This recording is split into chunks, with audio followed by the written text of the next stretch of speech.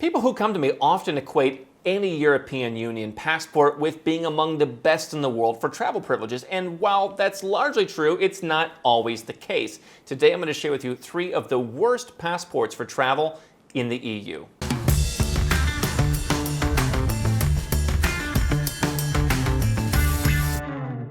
Hi, I'm Andrew Henderson. This is Nomad Capitalist. We're the channel and the company that helps 7- and 8-figure entrepreneurs and investors legally go where you're treated best. There are divided opinions when it comes to whether you should be an EU citizen.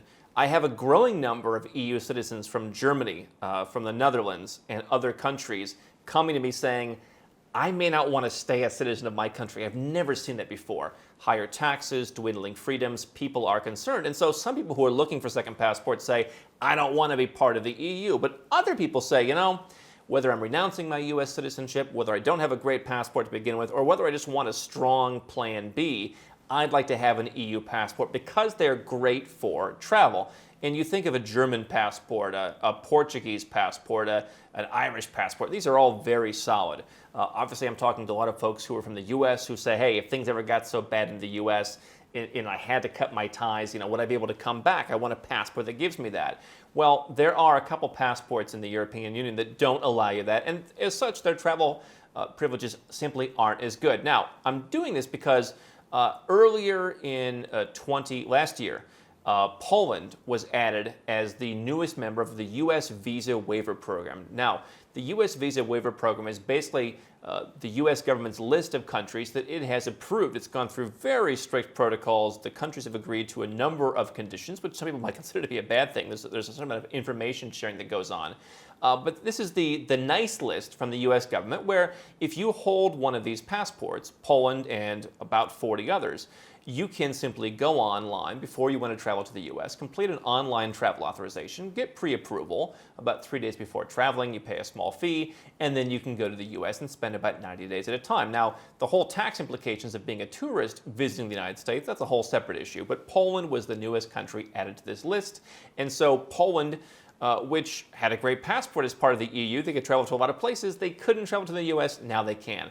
So we just got news not too long ago that Croatia is having some pretty high-level discussions, and they should be joining that list in the relatively near future. That's good news for a couple people on my team who would like to get their Croatian passport and then be able to travel to the United States without having to get a visa. So Croatia was another country that had, again, pretty good travel privileges, but was unable to go to the U.S. And so for a lot of people, that made it not nearly as good because you think European Union passport means you can travel pretty much anywhere you want, including, of course, one of the great friends of Europe, the United States. So Poland and it seems Croatia have now been added to that list. Greece was recently, formally or finally, they were finalized in terms of its permanent status. But there are still a couple countries in the European Union that don't have that access, and those countries are Bulgaria, Romania, and Cyprus. And these are interesting because you'll often hear these countries talked about when it comes to residence and citizenship by investment. Romania, not so much, though they've opened up a certain amount of tax incentives for small businesses. Bulgaria and Cyprus more so. So any passport in the EU is going to have, of course, the ability to travel in the EU, pandemic aside. They're going to have the ability to travel to pretty much all of Central and South America, pretty much all of Asia, again, pandemic aside, and then pretty good access generally to what I call the CUNA countries, Canada, United States, New Zealand, and Australia. The US and Australia being the more difficult ones in that mix where, again, for these 3 countries, Bulgaria, Romania, and Cyprus, you simply need to get a visa the same as anyone else. You're the same boat as a St. Lucian citizen from the Caribbean. You're in the same boat as a Thai citizen or anyone else, Colombian citizen. You need to get a visa. Now, the refusal rates in those countries are certainly among the lower refusal rates in the world. They're not rejecting 50% of people who walk through the door. The refusal rates are pretty low, but they're not quite low enough to where the U.S. wants to put them on the roadmap to the Visa Waiver Program status.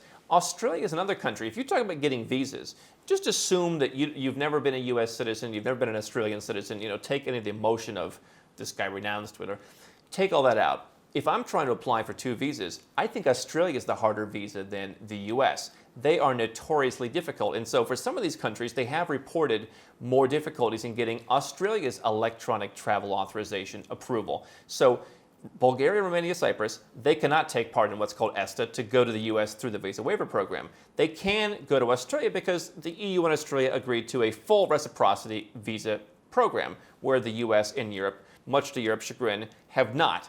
But Australia uses the ETA program to kick out a higher number of people from, namely Bulgaria and Romania, and say, hey, you don't pass our threshold. Nothing's ever been revealed, but Australia did win a case a while back where these countries went to the European Commission and said, hey, they're putting a de facto visa requirement on us that violates the spirit of reciprocity. The European Commission said, no, it doesn't, and so the system remains. So those are the two countries that these European Union citizens will have a more difficult time getting to. Can you go to pretty much all the other places in the world? Generally speaking, yes. There are some African countries that are more open to, again, the Germanys and that kind of thing. If you look at some of the countries that offer e-visas, like a country like Turkey is more likely to offer an e-visa for some of the smaller European Union countries.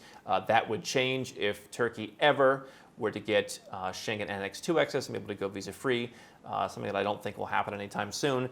But this is something that's worth thinking about because Bulgaria has its own citizenship program where you can become a Bulgarian citizen and hence a European Union citizen in about 2 years. Cyprus had a citizenship by investment program that they canceled in late 2020. They still have a residence by investment or so-called golden visa program if you were to live in Cyprus, which can be quite tax-friendly. For a certain number of years, you could then become a Cypriot citizen. Romania is much more difficult. However, I have helped 1 or 2 people get Romanian citizenship on the basis of their ancestry. If you were to live there and learn the language and go through the whole naturalization process, there are, depending on what kind of business you run, some tax incentives. So these are interesting countries to consider, on top of the fact that many people, myself included, look at Eastern Europe, not so much EU Eastern Europe, but still Eastern Europe is potentially being a place that's going to be more free in the future as a result of they've simply seen what happens when you are not free in a way that maybe Ireland or a Portugal or a France has not really seen.